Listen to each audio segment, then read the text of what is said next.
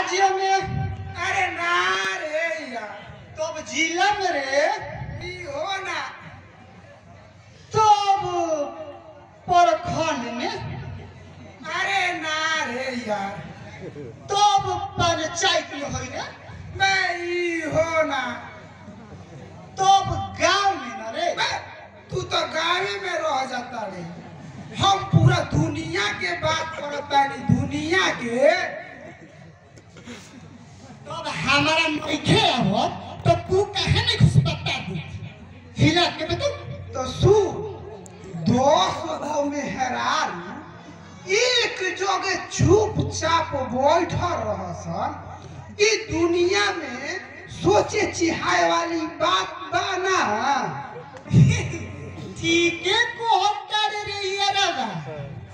अब 10-15 गो मेहरान एक भिरी बोल जासन आ उ चुप रह दियसन एक दूसरे में लगा बजा के फलनिया के शिकायत चिलनिया के शिकायत तली सुनो तो घरे झगड़ा ई सही बात को हत्ता रे एगो बात पूछी हाँ पूछ पूछ बुझानिया हां बुझबे न अरे पूछ पूछ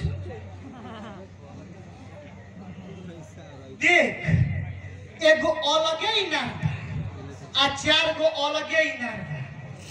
एगो इनारा 4 गो इनारा के पानी भर देता है लेकिन 4 गो इनारा मिल के एगो इनार के पानी नहीं के भर पाओ बताओ का हो एगो इनार आ 4 गो इनार ई तो हमारा समझ में नहीं आवत रे अच्छा हम हार गए तू ही बताओ एक के हाली में चिहार के सिलेंडर बोल देले तो देख हम बतावत हूं हई जवान एगो इनारा है न ई नाई बाबू आ हई 4 गो इनारा है न ई बेटा हवस माई बाबू हती गो पहले हिती गो पोस पाल के हाथना बड़े गो को देता लेकिन तब हूँ बाबू माई के 4 लइका बा पेट नहीं खसन भर पावत बुझले 4 महीना हुनका में तो 4 महीना हिनका में तो 4 महीना हिनका में पेट पालत वन माई बाबू बुझ गेले हाँ रे ई सब तो ठीके कहता है अच्छा बाकी ई बता कि ये दुनिया में सबसे ज्यादा सुखी के बा देखा जनक ना रे जवन मरद रोज रोज राती के अपना मेहरानू के गोड़ दबावत होई